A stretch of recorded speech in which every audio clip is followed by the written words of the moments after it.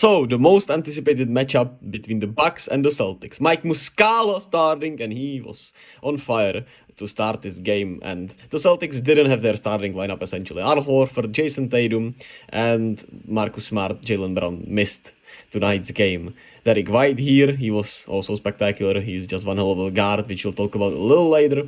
But despite that, Milwaukee took the lead at the end of the first half, and I felt like they were gonna get away with it. And Giannis pulls up here in transition to give the Bucks a 4-point lead to start the game. And I felt like, yeah, they were gonna, take off from this. But they didn't. They just didn't. The Celtics continued their great offensive play and executed perfectly. Here's Malcolm Brogdon on the step back. He gives the Celtics a 10-point lead. And the lead was as much as 15, I'm pretty sure. But Jrue Holiday from half court, bang, he gives them a hope, man. And he was spectacular all night long.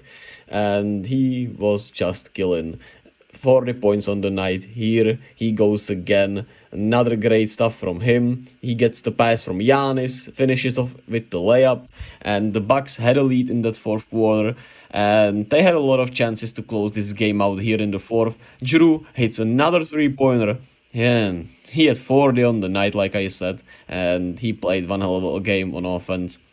He is a deserving all-star. But the Bucks couldn't finish them off, and Sam Hauser hits the prior three-pointer, and the game went to overtime. The Celtics, without 4 of their starters, pushed the Bucks to overtime, who didn't essentially only have Jay Crowder. Here, Malcolm Brogdon gives them a lead before, with 33 seconds left on the clock, and the Bucks are in trouble, man. Giannis passes it out to Connaughton, who passes it out to Jrue Holiday, who hits another one, and that was the story of the night. 40 points, as I will keep repeating, way too much, and Grant Williams loses the ball here. Giannis gets the take foul, the Bucks finish them off, and get a huge win because they are now just half game back behind the Celtics. And of course, you would want them to blow this Celtics team out, but the confidence, the offensive scheming, the amount of great actions they create, whether it's zoom actions,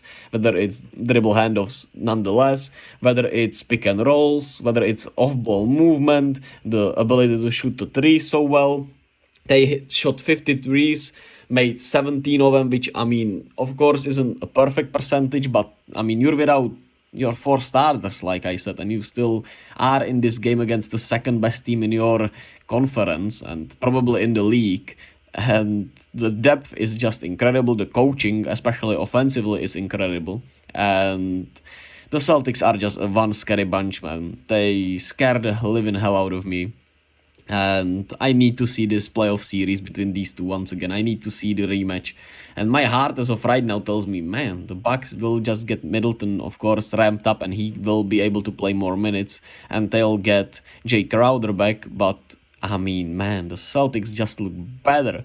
And my gut is telling me that the Celtics would kinda, have their way with the Bucks in a playoff series. But we'll have to wait and see and get on there. My heart is saying, I believe in Giannis and the Bucks more, but my mind, my head, my logic just says, man, the Celtics will be. I don't know if anyone will beat them.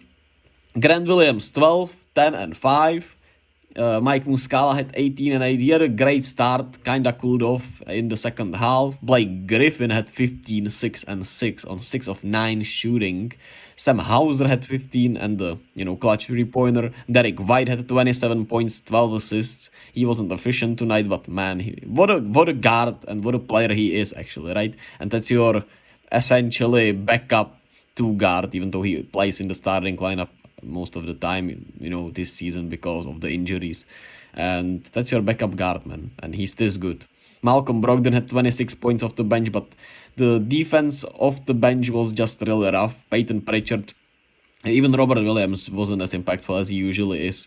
And that was essentially the downfall of the Celtics, the defense off the bench. And when the bench minutes came, The defense just wasn't good enough against the Bucks tonight. Well, I mean, the Bucks defense really scares me overall, man. The Bucks defense just isn't what it should be when you think about how many good players they have, and yeah, Brook Lopez got absolutely cooked tonight. He wasn't great at all. He had 3 turnovers, just 4 points on the night, man, and he just didn't look right. He didn't look right tonight. Grayson Allen didn't look really good also. Jrue Holiday was spectacular. 40 points, 7 assists, 5 rebounds, 3 steals. 13 of 21 from the field. Chris Middleton had 16 and 11. He was spectacular off the bench. The biggest hope for the Bucks is that Chris Middleton, when he ramps up, his minutes, he'll be, the biggest difference and not the Celtics starting lineup. Yeah, Jay Crowder is also on the way, so will be interesting to watch, man. Will be very interesting to watch this playoff series if we get it, because it would be special.